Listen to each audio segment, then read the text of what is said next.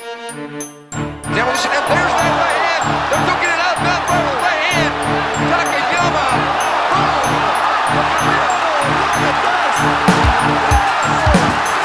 Green trunks for the southpaw, the notorious Conor McGregor. Black trunks for the champion, Jose Aldo Jr. Conor relaxed, smiling. Oh!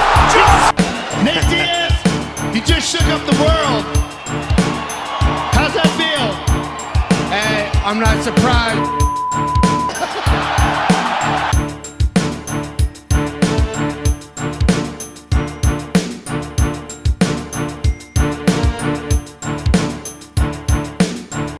Hey, thank you for tuning in to this week's episode of Chingazo's Combat Crew, your one-stop shop for all your combat news. It's the last week of January 2024, and dang, we got no UFC this weekend, but you know, we got you. We got all the combat news for the week. I got my primo right here. Cuz, how you doing this afternoon, my brother? I'm doing good, man. Doing good. Waiting for tomorrow's game, celebrating some friends' promotion to black belt. Got a buddy who won gold at ADCC in Long Beach. So yeah, man, just celebrating, having a good weekend, man. How about you? Hell yeah. It's fantastic. Even though there's no UFC, there's boxing, there's bare knuckle, there's jiu-jitsu, and tons of UFC news, cuz. So let's just go ahead and jump right into this week's episode. I want to start this episode off with something that we usually don't. I mean, we're always wishing people a fantastic week and hoping everything's going well. But I sent you a video earlier today, and I want to share this with all the listeners and all the viewers out there because, hey, you never know if you're on the right track or if you feel like you're not doing enough. Check this guy out. I found this clip on Instagram. This is a guy named Frank Dick, and I guess he used to be like a track coach or something. She's 9 years of age and she wants to go to run 100 meters. And I worked with her for a few weeks. She goes to her first race. She lines up with another 7 kids. On your march. Set.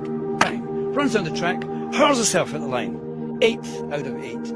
In 18 seconds. Comes back. Oh, Mr. Dick, I was last. No, you weren't last. Yes, I was. You were. 18 seconds. What do you mean? Well, you've smashed the 20-second barrier.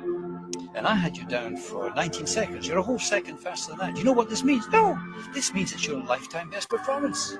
Your own personal world record. Really? Yes. In some ways, you're a first. What do you mean? She's the first athlete I've ever coached who's run 18 seconds for the 100 meters. Now, listen, in a few weeks' time, she's got another race. What does she think winning is now? If she does 17.9, she'll grab a flag and she'll run around the track. Because that's what winning is. Winning is being better today than you were yesterday. Every day. And if she keeps on working at that, in a few weeks' time...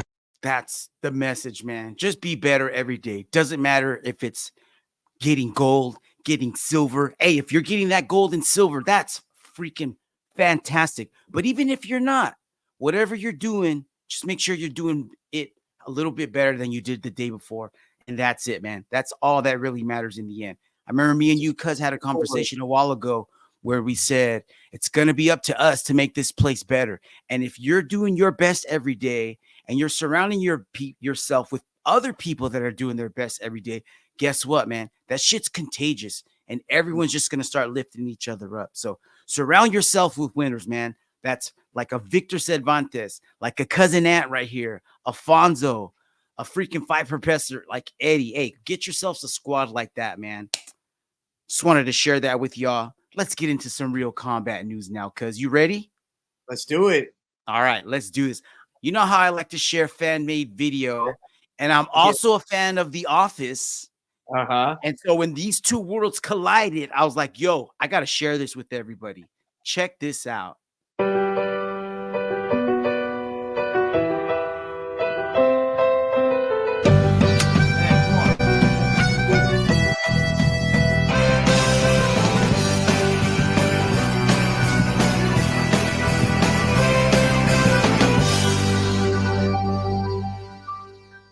Traction this week with Henry Cejudo and Aljamain Sterling. And what did you make of that? I didn't see that. You want to match him and he's right here. I'd love a tune-up. What do you say? I like this look that Figgy gives in a little bit coming up. Serious? Are you you're good to go now, huh? I'm good to go. Say it. When would you want to bend the knee at what time? Because I think you absolutely suck. What do you want? That little side eye by Figgy is this cherry on top. That was great. Yeah, right. That was great. All right, cuz we didn't have UFC this week, but that doesn't mean we don't have UFC controversy still. So I Right. posted this clip to our Instagram story because I think I got it wrong. I got it wrong. Check out my clip. Definitely me last Saturday night.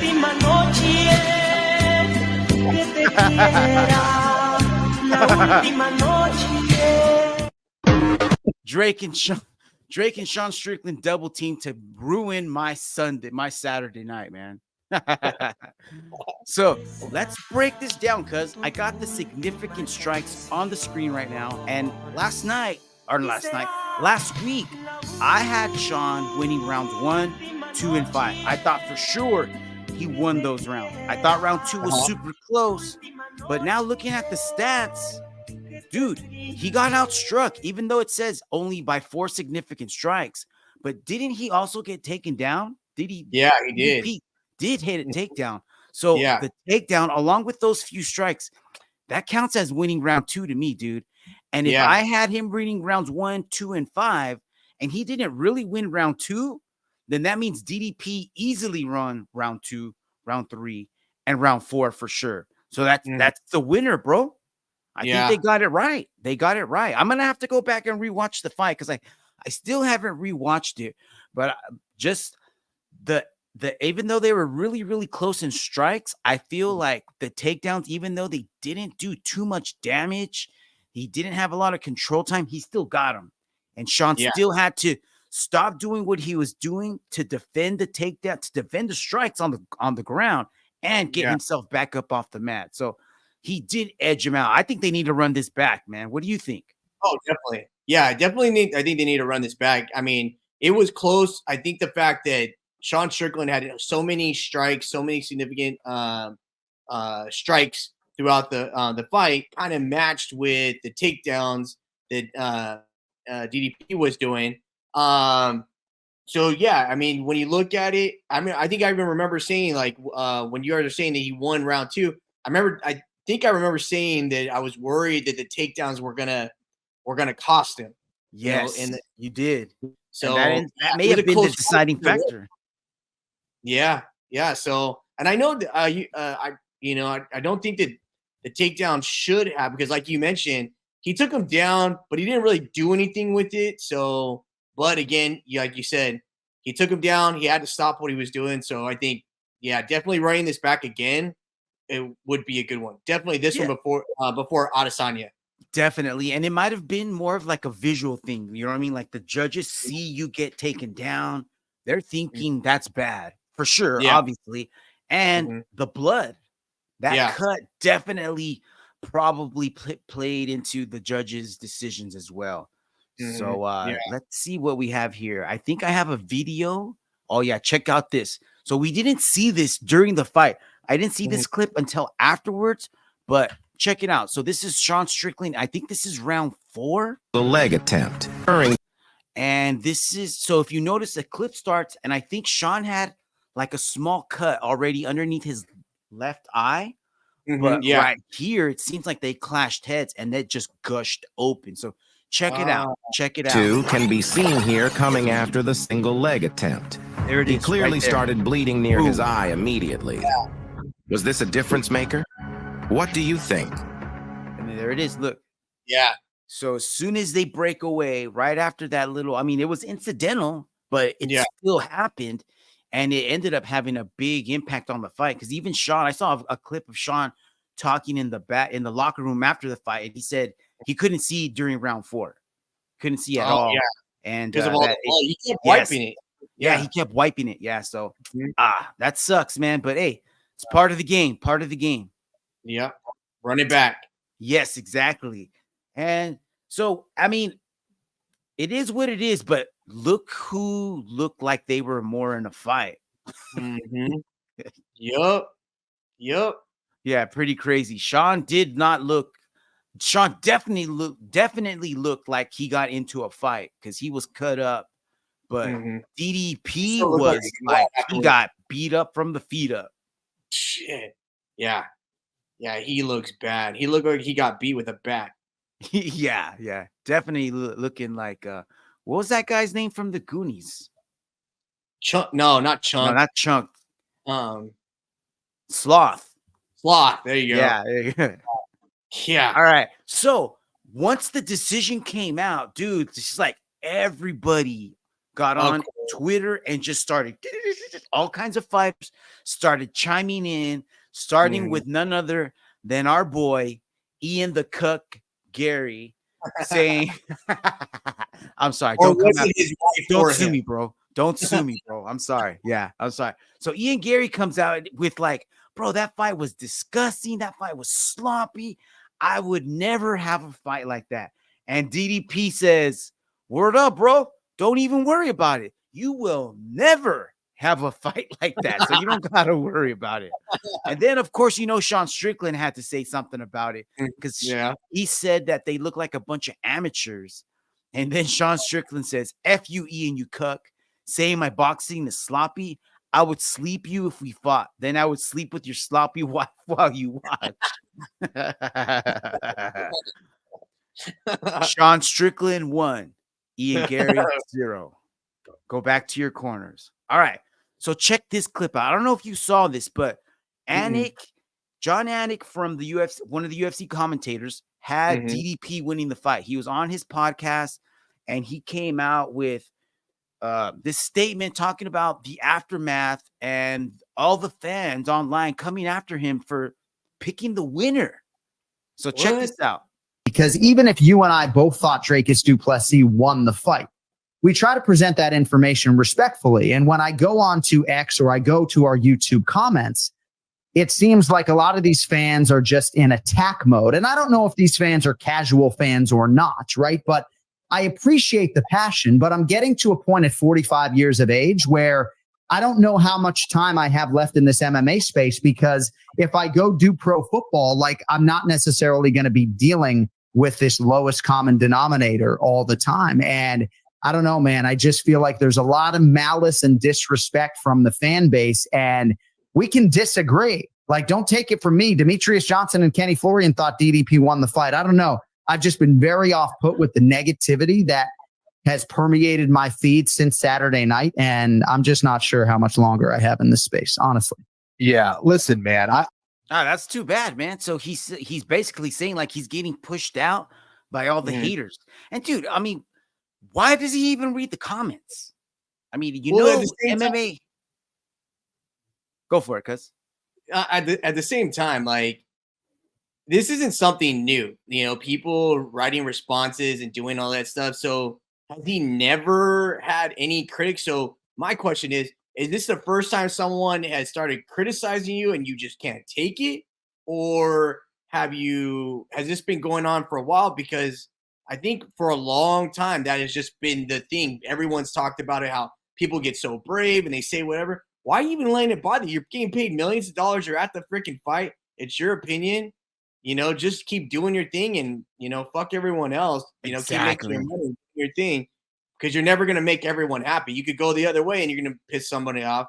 But, Exactly. I mean, I think it is what it is. But, this day and age, everyone has an opinion. Everyone says it. Like, just keep rocking. Keep doing your thing. And don't even let it bother you. Yeah, I think you nailed it, cuz. I mean, everybody has opinions, just like buttholes. But you don't go around showing that to everybody. So I wish some people would just keep their comments to themselves. But the MMA base, man. You know how they're just spewing hate all the time. I agree with you. I love Anik on the commentary. I love him on the podcast. I listen to him every week. He has since come out with a statement and he apologized to the fans that were talking shit to him, saying, I'm sorry for what I said. I hope I didn't offend you, blah, blah, blah. I'm like, I went on and I commented and I was just basically saying like, dude, don't apologize because you don't owe anybody anything. You're awesome at what you do. Just keep doing it. Keep pushing forward because he's gotten better and better. I mean, when he first came out, I'm not going to lie, dude, when he first got announced as part of the commentary team, I was pissed because I'm old school. I love Goldie. I love I love that. You know what I mean? I love that old nostalgia. I love the sounds. I love the old voice. But hey, he has grown on me, and he's a valued member of that commentary team. Man, he says a lot of awesome. He has a lot of insight. I wish he would stay away from fighters' families talking about child support issues and things like that. But hey, everyone says things that they regret later on, and that was just one of them. But 9 times out of 10, he is a gem on the screen. So just keep doing your thing, Anik, right? Yeah, I agree. 100%. Yeah. Hell yeah. All right. Let's get back to talking about fighters. Talking about somebody who wants a shot at the title. Who might that be? Khamzat Chimaev. So right now I got on the screen. I found this on Reddit, of course. And every time there's a big fight in the UFC, as soon as the winner is announced, Khamzat's calling him out because every time. Check it out. When Strickland won, congratulations. See you soon. Stylebender wins. Congratulations. See you soon. Alex Pereira wins. Don't be afraid, boy. I promise I'll make it fast. See you soon. How about this? Leon Edwards. Congratulations at Leon Edwards. See you soon, boy. How about this one? See you soon, Pennington. Raquel Pennington. Nobody's safe. Nah, that one was fake. Someone in the comments put that one on. I was like, dude, that's hilarious. I got to share that with the boys. All right. I got Khamzat. Let's just talk about Khamzat because he is an exciting fighter. People love talking about him. People love seeing him. But is he really all that? Does he deserve a title shot at 185? I say no. I got his resume, his UFC resume on the screen right now. His last fight was against Kamaru Usman. It finally was at 185. But Kamaru Usman isn't a true middleweight. So, yeah, he was 185 at the time because he was, out of fight camp. Only had 10 days to prepare. So, okay. That's a hell of a victory if we're talking at the welterweight division. Then we go below that, Kevin Holland. That was at a catch weight of 180 pounds. So it really wasn't middleweight. And again, he's fighting a welterweight at his above his regular weight. You go below that, he had an awesome scrap against Durinho, who is a welterweight and a former lightweight at, mind you. Okay. So those 3 victories, those are his last 3 wins. And I would say those are his 3 most impressive wins. But again, they are against fighters that are smaller than him, and they're not true middleweights. Most of them, all of those guys are just welterweights. So I say, nah, I don't think he deserves a title shot right now at this moment. And what I think the UFC should do is hold like a little middleweight tournament. What do you think about these 4 contenders I got on the screen? Let's do a match with DDP and Sean because it was so close. I mean, I love the Izzy and DDP. That's a story that needs to play out. So if they do that, I'm not going to be, I won't be too mad. So they just flip these cards. If they're going to go ahead and do Izzy and DDP, then let's do Sean and Khamzat. Winners fight each other. If you're not going to give Sean the immediate rematch, then hey, let him go through Khamzat. And I don't think Khamzat can get shot Strickland, dude. What do you think? Yeah, no. I like what you have up on the board. Seeing Khamzat with the Adesanya. Stylebender? Yeah, I think so too. Also allows us to see where he's at mentally and and in his game. So let's just see what it gives him a challenge because I mean he's obviously no joke. He's not an easy pushover. And then I want to see this rematch because it was so close. I want to see this rematch. I want to see Sean Strickland get back in there and see if it was it just a fluke? Was it just that? It was too close to not see it run back again. Definitely, right? Definitely. And I like what you said because I think it would answer a lot of questions. A lot of questions about, I mean, if DDP beats Sean, then hey, he's the undisputed middleweight champ, right? He backed it up and did it again. And if Izzy wins, hey, his head is back in the right spot. And now we get the fight that we always wanted to see. Hey, if Khamzat beats Izzy, then he's real deal. And now he's officially beat a #1 contender. And now he has a right to battle for the crown, battle for the strap. Right? I agree. Yeah. I think so. I think that's the tourney that we deserve. What do you guys think out there? What do you dark horse? What's up? No, or the alternate, have him fight Triple Cheese. Oh.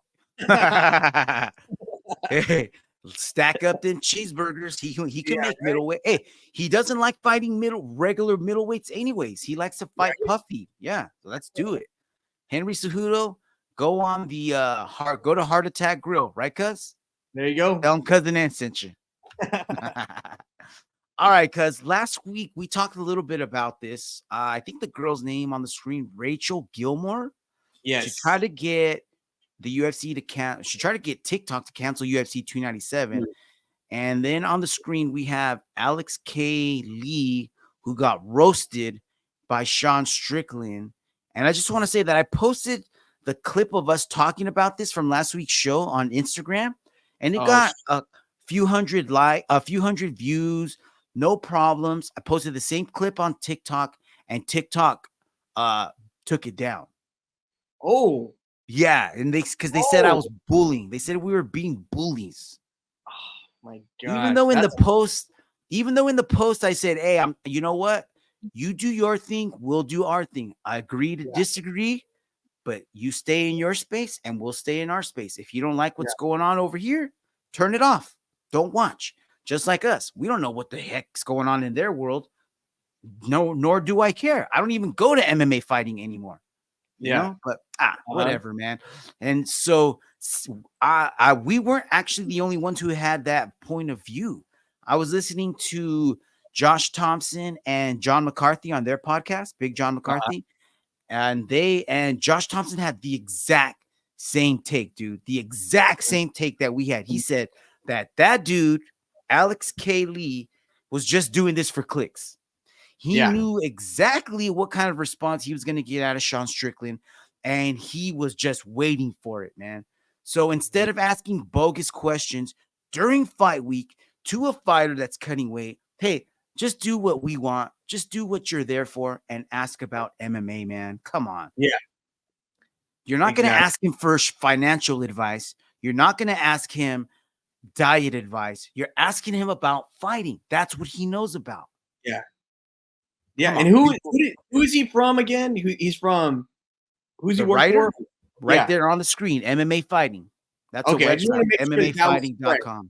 Yes. I want to make sure that's correct. So you work for MMA Fighting, and that's the question that you ask? Come on. Boom. That's like me working for Sports Illustrated and then going and asking for stock advice. Like, boom. What? That? Why? No. Your magazine has nothing to do with that. Yeah. Your readers have nothing to do with it. Or if you want to talk about that subject, how about go find someone who's an expert in that field and go ask them that question? Right. Not this guy. Not this guy. You already know what you're gonna get. Whatever. All right, cuz UFC 297 co-main event, Mayra Buena Silva, Rocky Pennington. I think you and Fonzo both picked Rocky, and I picked Mayra. And were you impressed by this fight or what? I was impressed by Pennington. Just the fact that this girl, she just seemed like they hyped her up. They hyped her up, and I was starting to think like, ooh, okay, maybe this might be bad. But for Pennington to stop her and put her, there's a couple of times where you could see where she was getting, taken down, or she was kind of playing into her game. And when she would bring it back and start laying hands, she was, winning this. So I was impressed by her as a fighter and how where she's come to now. But overall, the fight overall, no, I wasn't really impressed in the fight. Yeah, especially with the other fighter, Mayra. Yeah, I think it had its moments, but overall it was pretty boring fight. And I was wishing for sure that it was 3 rounds instead of 5 rounds. And I knew that Julianna Pena was gonna get on. As soon as she got a microphone in front of her, I knew she was just gonna start diarrhea of the mouth and all kinds of shit talking was going to come out of her mouth. So apparently Rocky is now going to face Julianna, and this fight has been brewing since they were both on Ultimate Fighter back when Ronda Rousey was the coach. So again, I know we talked about this in the past, but I'm going to bring it up again. Dude, she's got 0 wins against active UFC fighters. Yes, she does have a win against Amanda Nunes, who is not in the UFC. Yeah. Go back before that. Sarah McMahon, not in the UFC. Nico Montano, not in the UFC. Yeah. So, when are you going to fight somebody that's in the UFC? I don't know. Nah, I mean, it's going to happen. And I don't know if it's going to be an entertaining fight or not. But I know that there's going to be a lot of shit talking. There will definitely be. Definitely. And then she even dragged Amanda Nunes into this. Did you know that Amanda Nunes did an interview with Megan O'Leary, and Megan asked her if she was going to come back? And she didn't say she was going to come back. She was like, I don't know. Maybe I'm thinking about it. You know, you never know. And that's what she said. She left it at that. She didn't say, oh, yeah, I'm coming back. Or no, I'm not coming back. She just said, I don't know. I'm interested. I'm thinking about it. And that was it. And then Pena. Julianna just rips her, dude. Like, why would you even say anything about that? Who cares? She needs clicks. She needs clicks. I think so. She's hyping it up. She's doing a pretty good job. So yeah, I think this was on the screen right now. I got a clip from the Mosvar Evloev and Arnold Allen fight. And check this out. We talked a little bit about this last week. We talked about Mosvar's wrestling. Yeah. Check out this. This is Mosvar in round 1, and he's trying to take Arnold Allen's back, and Arnold Allen does his damn hardest to get Mosvar off his back. There's the takedown, and look at that. He just scoops over, takes the back. Arnold Allen tries to shuck him off. Gamby rolls. Mosvar's like, nope, single leg, bro. Single leg. Right, double leg. Right back on. Gamby roll coming up. Nope, bro. I'm going to leg ride, and I'm right here. Oh, dude, this is just beautiful grappling. Look at another Gamby roll. He's still right there. Yup. This is textbook, dude. Use this in no-gi, and you will have no problems. Just don't do the punches. Don't do the punches. But I wanted to share this with everybody, man. I think he does like 3 or 4. Here comes another Gamby roll. Yeah. Right? Ups, back down to the mat. And no more. That was a nasty little choke right there. But look at how he reverses and gets out. Yeah. He does like a gator roll. Yeah. I feel like he did like a couple Gamby rolls and with him at some point. Yes, he did. Yeah, he did. So now that Mosvar got that W under his belt, he's now in the top 5 of the featherweight division. So he's right at number 5. So right above him, Brian Ortega, Ilya, Yair, and Max. And everybody above him has a fight so Max Holloway's moving up to lightweight to take on Gagey at UFC 300. Yair Rodriguez is set to fight Brian Ortega, and I think that's going to be on that Mexico UFC Fight Night card. Yeah. And then Ilya is fighting Volk. So there's really no one for him to fight in the top 5. He's going to have to fight somebody just underneath him. So I don't know. I don't know who they would put, but it's going to be if someone doesn't end up making their fight, they might just throw him in there. There you go. He could be an alternate. Yeah, I wonder, So I check out this clip, dude. Sticking with the Gamby rolls, check out these little kids in wrestling class. Let's see if I can get the clip to play. But these kids are doing the same shit. Oh yeah, Alan was trying to do. Look at this. Yup. It's such a cool drill, bro. Such a cool drill. Notice how it's a progression. The switch leg's not there. The back door's not there. He takes the Peterson. The switch ain't there. The back door ain't there. The Peterson ain't there. He rises up to the quad pod for the roll. Hip heist. Turn in. Quad pod. Roll. Perhaps he follows your roll. Follow him with the stand. Sick. So we're watching on the screen Nova Wrestling Club, and they're just going over drills, basically like what Arnold Allen was doing, just trying to get somebody off your back.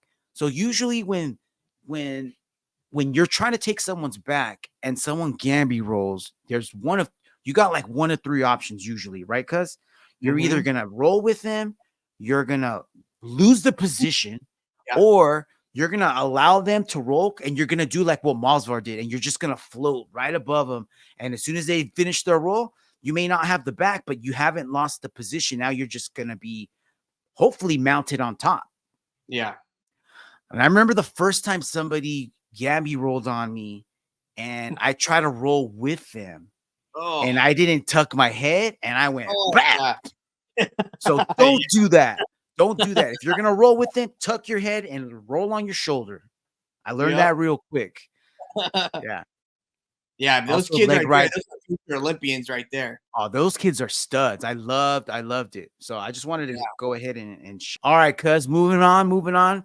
On the screen right now, I got a couple of tweets from our buddy Tiny Tom Aspinal, who's itching for a fight, and he's not getting one. He is not getting one at all.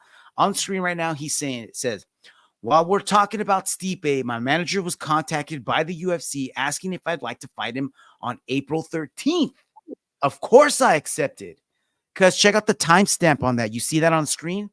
January 23rd, 2024, 12:49 p.m. 1 minute later, Tiny Tom Aspinall tweets again. A little later, we were told that Stipe doesn't want to fight me and only interested in fighting at Johnny Bones. What the fuck? Fucking travesty, bro. Travesty. I get it. I wouldn't want to fight a young, up-and-coming, hungry champ either, dude. Right? Nobody wants anything to do with that kid. John Jones don't want it. Stipe don't want it. Let John and Stipe fight, but you can't let John keep the strap if he's not going to fight the interim champ. That's fucking ridiculous. Right? Name a time when the interim champ didn't fight the current champ once he came back from injury. Like the interim champ is just for the mientras. It's for the meantime until the champ comes back. And when the champ comes back, then he should fight the temporary champ. Duh. But guess what? We're not going to get that. Shit. Yep. You know what we are going to get, though? Next month, UFC 298, because I got UFC 298 main card on the screen. Take a peek. It was supposed to be number 13, Anthony Hernandez, taking on Ikram Aliskerov, but Ikram got injured, and we do have a replacement for that fight. We'll announce that in just a little bit. Dude, I can't believe that Marab and Henry is only going to be 3 rounds. Yeah. It should be 5. It should fucking be 5. That's all it is. They're just giving us a taste. That's crazy. That's crazy. The middle of the pay-per-view should be pretty cool, dude. I really hope that both of these fighters finally make it into the cage, because this was going to be a good fight when they originally announced it way back last year. Jeff Neal taking on Ian Garry, number 8 versus number 10. Hey, there's beef that needs to be settled. Yeah. Ian Garry, nobody forgot about you, bro. Nobody forgot all the drama you did. So you're gonna get roasted, bro. Get ready. And then co-main event is supposed to be Robert Whittaker and Paulo Costa, but I don't know if they've signed at all. They haven't announced that it's official. It's still on there. They haven't announced that it's canceled. I don't know. And then obviously main event, Alex Volkanovski taking on Ilia Topuria. The closer we get, the more excited I'm getting for that fight. Hell yeah. So speaking of the co-main eventer, Borrachina, Paulo Costa, check this out.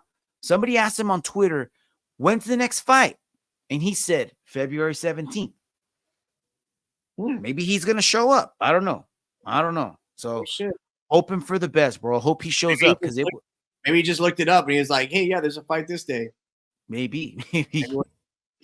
Yeah. So here on the screen, we're talking about the late replacement. So Alex Hernandez was supposed to fight Ikram Aliskerov. Unfortunately, they're saying he had a really bad staph infection. So hopefully he recovers and he's able to come back. But in the meantime, one of my favorite up-and-coming fighters is going to step in, Roman Kopylov, because the freaking Russian, bro. This is gonna be good, and this is gonna be a great opportunity for Roman because he's for sure gonna beat the brakes off of this guy. And when he does, now he's gonna get ranked. So he's gonna in his way into the top 5. So I can't wait, man. I can't wait. All right, cuz unfortunately, we're gonna have to wait a little bit longer for this. Talk about one championship 165 show, and it's gonna be the pay-per-view main event. Superlick versus Takeru main event. Cuz I saw a face-off. Those two dudes are to kill each other. Oh, I cannot wait for that fight. So it looks like we're gonna have a handful of really good fights on this card. We're gonna have to wait until when everyone's watching and listening this episode, that's when this show's gonna be live. So this is gonna be airing in Japan Sunday night, and for us, that's like midnight West Coast time, Monday morning. Yeah. So we'll pull up. Yeah. We're gonna have to wait a little bit longer. We'll have results and clips for y'all next week. So stay tuned. Stay tuned. All right, cuz we did have an IBJJF's first gi event of 2024. It's a staple. This is when this tournament starts. It's officially gi season. It's the Euros 2024, and this year they held them in Paris, France. I didn't have enough time to find any clips yet, but there were some freaking awesome matches. Not all the heavy hitters competed, but if there was an awesome person competing, it was definitely a heavy hitter. A match you might want to go back and watch: Mika Galvao taking on Andy Murasaki in the finals. I believe it was for the middleweight division. Such a good match. Such a good match. He went out to the Europeans? Yeah. Wow. He showed up. So probably going to get drug tested, and he's going to pass it, hopefully, because he did get gold. And I just spoiled that for you. I didn't want to give you the spoiler, but I did. Damn it. Sorry, guys. It's still gonna be good, man. It's still going to be good. But if you get a chance, go look up Mika posted his match against Andy on his personal YouTube page. Check it out. Andy Murasaki. Dude, I thought Andy was going to pull it out. He was winning 2-0, got a sweep. He was going, I don't know how, I didn't see the time, but I mean, it must have been like around 6 or 7 minutes into the match. He was so close to winning, pulling off the upset. And what happened? Did you see? If I saw the right one, I saw the clip where he got into the armbar. Yes. And he got his arm. Yes. Yeah. I didn't get to see the whole match. It was just the clip of him getting that position and then getting that armbar, and he was working it. He was trying. He just let his guard down for like a half a second. So he had with his right hand, he had a grip of Mika's far pant leg, and his left arm, I don't know. He just brain fart because he posted it on Mika's chest somewhere, but he fully extended his arm. Yeah. And dude, Mika's just like in the Matrix, bro. Like he had like both feet on Andy's hips, and he felt Andy put that arm on his chest. And as soon as he did that, he released his grips and just was like, whoop, and then rolled him over, and it was done. Just like that. I'll post a clip. I'll have a clip on next week's show. But damn it, go out and watch it, man. Such a good matchup. Such a good matchup. Yeah. Yes. Yeah. All right, because they're still adding fights to UFC 300. And what do you think about this one? Dana just announced this one earlier in the week. Diego Lopez taking on, I think this is guy's number 13 ranked, or number 12, I'm sorry. Sadiq Youssef. Dude, he's good. He's good, and I mean he's good. But we were talking about. I don't think you were on the episode with us, but me and Fonzo were looking at the bottom 15, like 15 through 14. I'm sorry, 15 through 10. The 15th ranked through 11th ranked featherweights. And we thought that Diego could beat all of them. If not all of them, 4 out of the 5. And Sadiq was one of the ones that we thought he could win. So this is gonna be killer, dude. I'm so excited to see this. I'm wondering what are we gonna see? Is he gonna get a TKO? Is he gonna get a submission, or are we gonna see a 3-round war? Because that number 12 ranking is on the table, and I think that Diego's just gonna take it.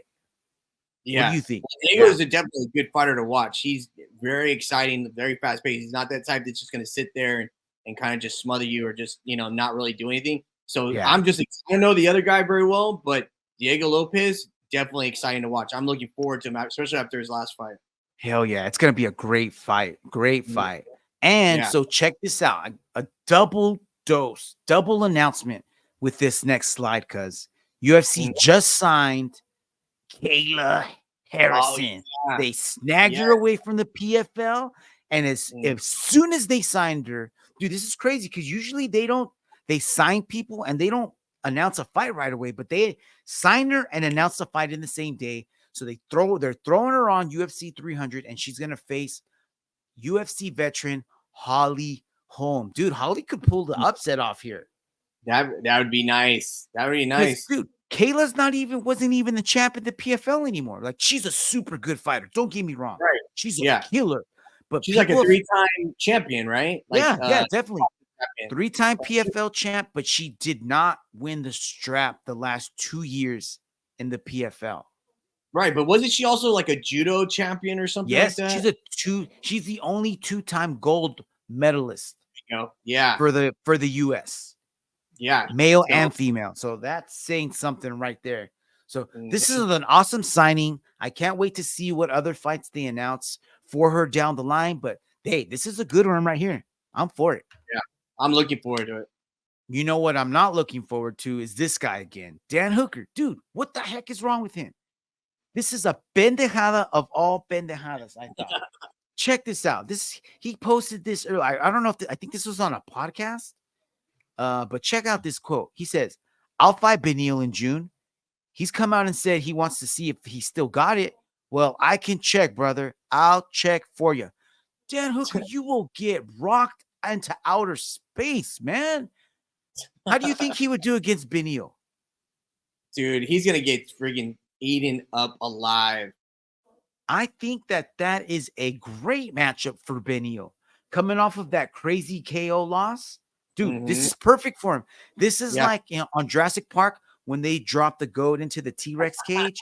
Hey, bro, drop in Dan Hooker into that cage with my boy Beneil, and we will see what's up. You are stupid, Dan Hooker.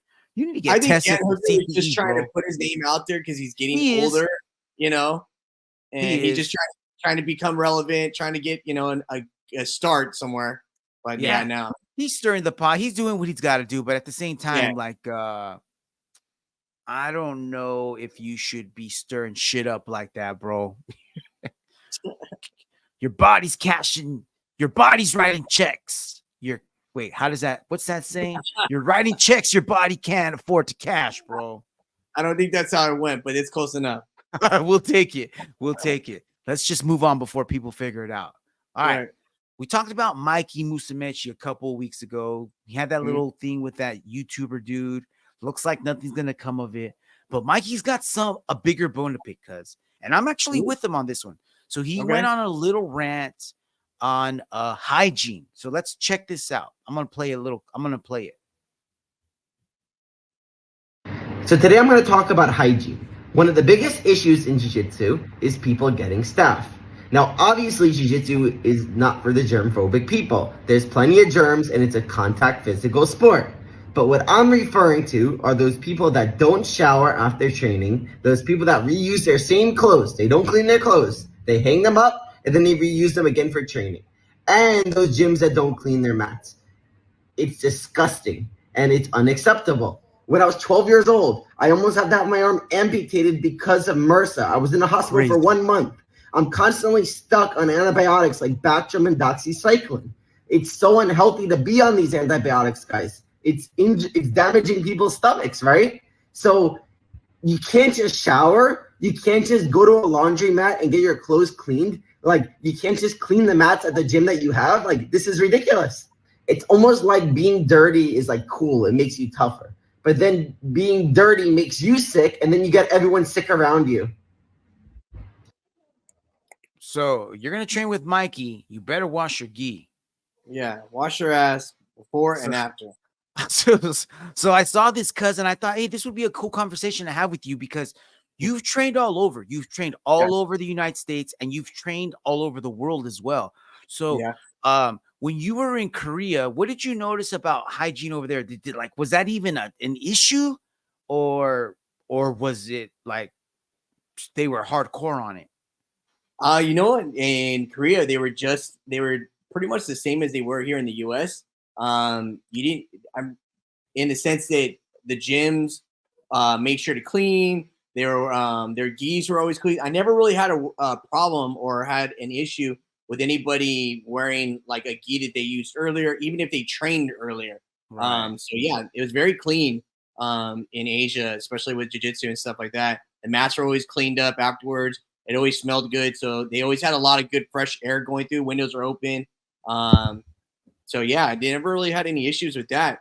Now here in the US, I have been to a few gyms where, have trained with people that their gis we just start and their gi is soaked and we literally just started. So I know this isn't from the warm up, and I know this isn't from rolling because we haven't even done that yet. And you already stink and smell. Yeah, you need to bring another gi. And those instances, were those just like strictly jiu-jitsu gyms, or were those like the combo MMA jiu-jitsu gyms? Those are let's say most of them were strictly jiu-jitsu gyms. Okay. They may have had like no gi. They may have had like wrestling and stuff like that. But yeah, but I could be wrong. I've been to quite a few, and it's been a few years. But there were some they were not as clean, and I've been, I remember having one rolling with someone, and I couldn't roll with them again because their gi just smelled like cat urine, cat piss. Yes, like no, I haven't. Earlier in my jiu-jitsu career, when I was like at an MMA gym, which will remain unnamed. Everyone, if you've been following us for a while, you know the name of the gym, but we won't say it. But when it was a MMA jiu-jitsu gym, there were some stank ass dudes, and because I would go even as far as like when we would pair, like we would start rolling, we shake hands, and as soon as we clenched up, if they like. I cannot count. I mean, it wasn't a bunch of times, but it was enough times for me to remember. Dude, I just started dry heaving like at least 5 times. I'm not even like with 5 different people where we would start rolling, and I would just be like, bro, we're not doing this.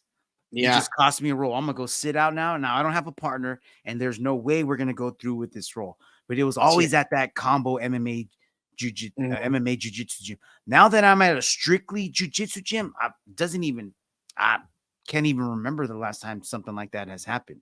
Especially at our new gym now that we got showers, we got locker room, we got multiple bathrooms. So you got artwork on the wall. It's legit. You want to come check it out? Rivalry Jiu-Jitsu, Fresno, California, First and Barstow. You're gonna love it. Rivalry Jiu-Jitsu, one of the best jiu-jitsu gyms in Fresno, California. Mikey Musumeci, you are more than welcome to come through, and you will appreciate the clean mats, the clean gis, and everyone's fresh attitudes. Hell yeah. All right, cuz I just wanted to share that with you.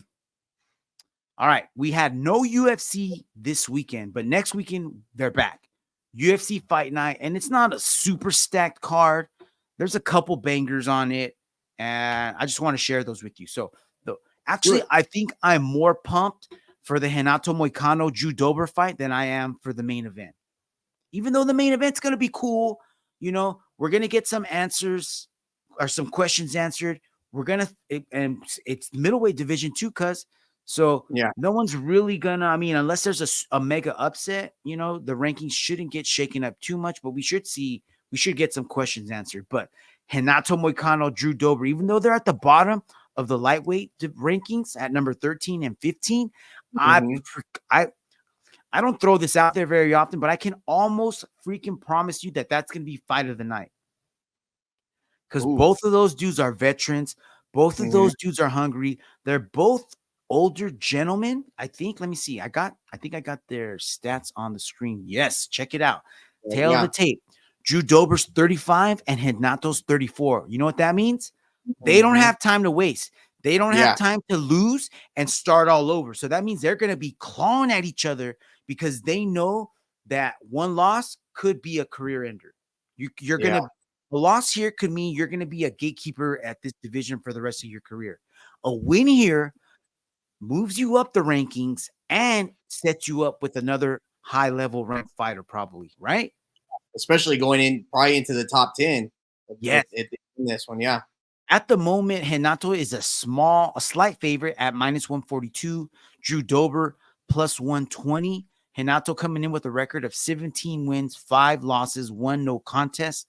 5'9", 72-inch reach. Drew Dober, 27 wins, 12 losses, 1 no contest. 5'7", 70-inch reach advantage. Or 70-inch reach, I'm sorry. Looking at the screen, I got Renato's record on the screen, going all the way back to 2017, where he took an L to Brian Ortega back in UFC 214. So he's a veteran, Yeah. Last fought in the UFC in November of 2022. So he didn't fight at all in 2023. So he fought Brad Rydell. He subbed him with the rear naked. And that was the interview that he gave in the cage where he just had crazy clicks. He gave an awesome post-fight speech. Kind of sold himself, and I think that helped him propel himself into the rankings. So nothing too impressive on his resume, but he has fought a who's who of fighters. You know what I mean? Look, Koreans, Rafael Fiziev, RDA, Jose Aldo. Have a win over Swanson, though, you know? Yeah. And then look at Drew Dober's record. Last got a W over Ricky Glenn by TKO round 1 in October of 2023. But before that, he got starched by Matt the Steamroller Favola in round 1. And he was winning that fight up until I think he took a head kick, and then he got dropped and then got finished on the ground. But before that, he had a 3-fight winning streak, 3 wins in a row, wins over Bobby Green, KO, Rafael Alves, and T-Rex, Terrence McKinney, TKO round 1. Yeah. So, but check this out. His last loss was Matt Favola, but before that, he lost to Brad Rydell in June of 2021, and that just happens to be who Renato beat last. And he finished that dude. So yeah, but that was in 2021. 2021, not that long ago, but since then, go ahead. Enough time to maybe learn, fix some issues, and maybe, hopefully, you know what I mean. He did take another L since then, but he did go on that 3-fight winning streak after that loss. So there, he answered our question right there, because he definitely fixed whatever was wrong, because he reeled off 3 finishes in a row before he got finished again, and then he just finished somebody else. So, man, I don't know who's going to win this one, man. It's funny when you're looking at his thing. You notice that he loses and then he wins the next 3. Then he loses and then he wins the next 3. You're right. It's almost like a routine. A pattern. Yeah. So, according to your theory, he's about to rattle off 2 more wins in a row. Yeah. So I think you might just rounded out our parlay there, cuz Drew Dober. All right, main event, Roman. What's that? Put some money on it. Hell yeah. Let's stack it with this. Roman Dolidze, number 8, fighting number 11, Nasruddin Imavov. Roman is coming in as a slight underdog, +140, and Nasruddin at a -166. Ooh. So there is no reach advantage, really. Dolidze's got a 1-inch reach advantage, I guess, if you want to say that. They're both the same height, but Dolidze is a lot older, 35, and Nasruddin's 28. Yeah. Let's look at their records here. Roman Dolidze took an L the last time out, losing to Marvin Vettori by unanimous decision. But before that, he was on a 4-fight winning streak with wins over Jack Hermanson by TKO, Phil Hawes by KO, Kyle Dawkins by KO, and then Laureano Staropoli by unanimous decision. Looking at Nasruddin's record, he's got a no contest against Chris Curtis back in June, but before that, he took an L versus Sean Strickland. You lost by unanimous decision, but before that, he was on his own 3-fight winning streak with wins over Joaquin Buckley by decision, TKO win over Edmund Shabazian, and TKO win over Ian Heinisch. Should be a good fight, man, but I have no idea who's going to win this one. You know who this dude went 5 rounds with Sean Strickland. Man. You know, and so the current champ. So that should say something for him. Right. He survived. He didn't get finished. Mm-hmm. And you know who we need to ask about this, though? Who's fucking that? Fonzo. You know that Fonzo is 5-0 on picking fights in the last 2 pay-per-views? Motherfucker. I know. Fucking crazy, dude. Maybe he does know what he's talking about. Man. Yeah. We'll see. We'll get him on next week. All right, cuz that was the last news story for the week. Anything you want to say before we wrap this up? No, I'm glad we're doing this again, man. Can't wait for what we got going on for 2024. That's right, man. We're keeping it rolling. Hey, thank you everyone for listening. Thank you for watching. Don't forget to follow us on the socials at Combat Crew on YouTube, on IG, on X, on Threads, on TikTok. Hopefully we don't get banned this week. All right, that's all. Until next week, have a fantastic week. Chingasos Combat Crew out. Peace. Yeah.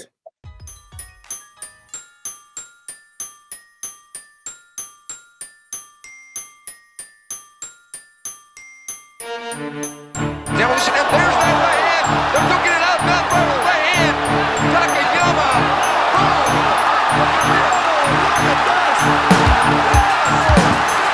Green trunks for the southpaw, the notorious Conor McGregor. Black trunks for the champion, Jose Aldo Jr. Relax, smiling. Oh! Nate Diaz, you just shook up the world. How's that feel? Hey, I'm not surprised.